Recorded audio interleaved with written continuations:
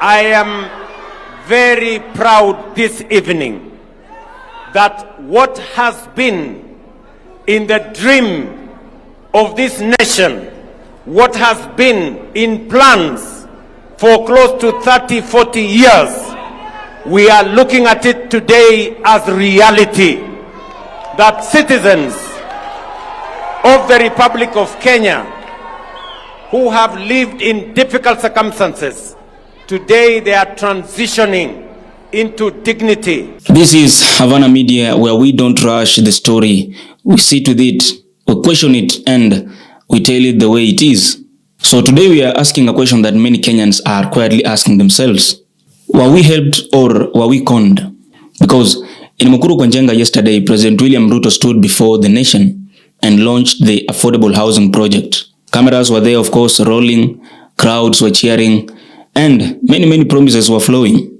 The president spoke about three things: dignity, spoke about decent housing, spoke about restoring hope for the ordinary Kenyans. I am very proud this evening that what has been in the dream of this nation, what has been in plans for close to 30, 40 years, we are looking at it today as reality. That citizens of the Republic of Kenya who have lived in difficult circumstances, today they are transitioning into dignity. Na ndio nimesema ya kwamba wale wananchi wamekuja hapa, welcome to dignity, welcome to a new life. And it is not only you.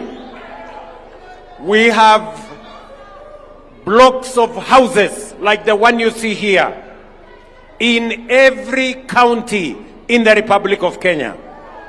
We have block of houses in 200 sites in the Republic of Kenya.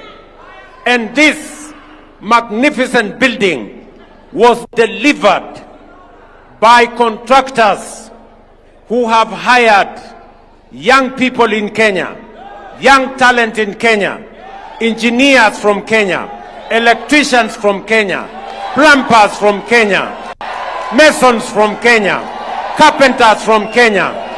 All this has been delivered by the talent, the effort, the expertise, the energy of the young people of our great nation. To them, this evening, I tell the young people of our nation, congratulations for building our nation. Congratulations. Your talent, your energy, your knowledge, your expertise is what is transforming our nation. Hii mjengo imejengwa na vijana wa taifa letu la Kenya. During President Uhuru Kenyatta's time, affordable housing was also a national promise.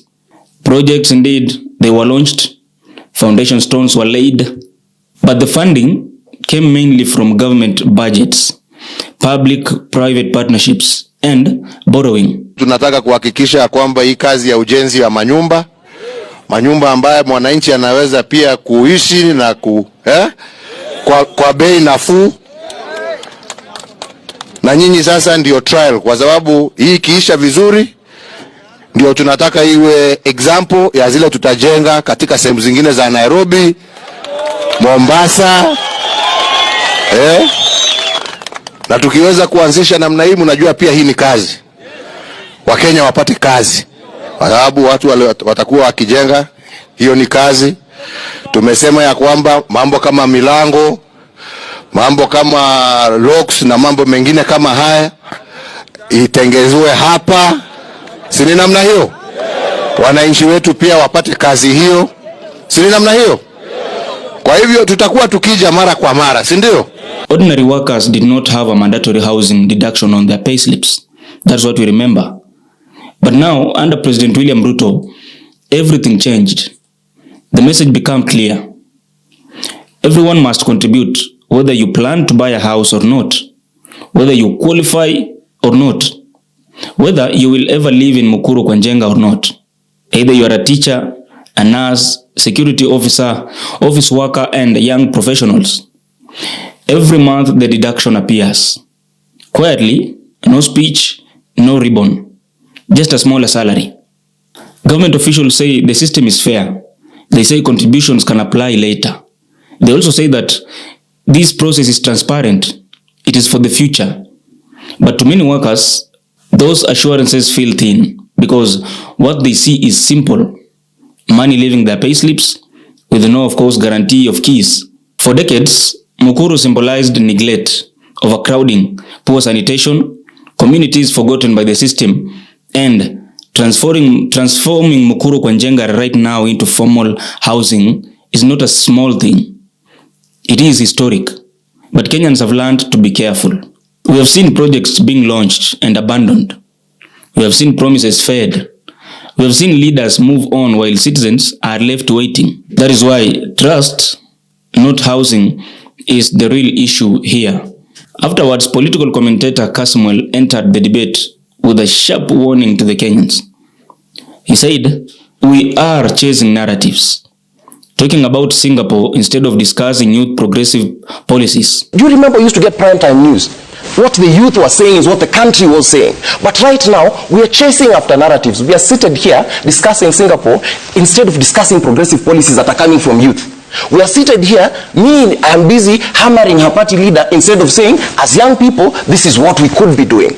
So the old guard has taken the wind out of our sails to the point where now we are waiting for 2027.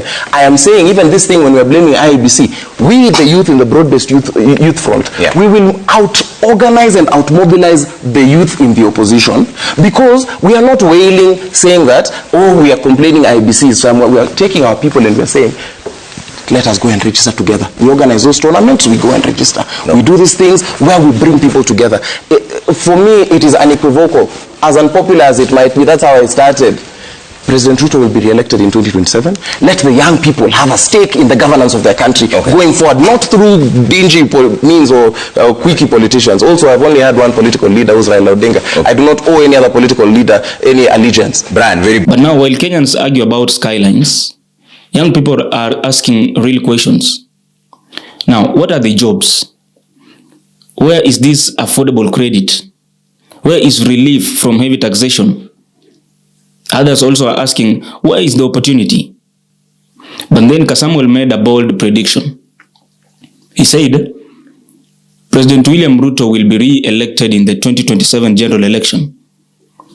Not because everyone agrees with him, not because maybe there is no anger, but because politics is not only about frustration. It is about who feels seen. But then here is the uncomfortable truth. Many may not agree with it. Despite the noise online, many young Kenyans still want to believe. They want to believe that sacrifice today leads to reward tomorrow. They want to believe that pain has a purpose, that deductions will turn into doors. This is why the housing debate is complicated. It sits between hope and suspicion. On one side, Mukuru residents may finally get dignified homes. Urban renewal could change lives. On the other, millions are paying without certainty. Trust is being stretched. Transparency feels optional. So, is this a con really? Or it is a painful investment in a future we cannot yet see? This is Havana Media. We ask the questions others avoid. We tell the stories that shape tomorrow. Make sure that you stay informed, stay questioning, and stay awake. My name is Oduor Billy. Until next time, see you.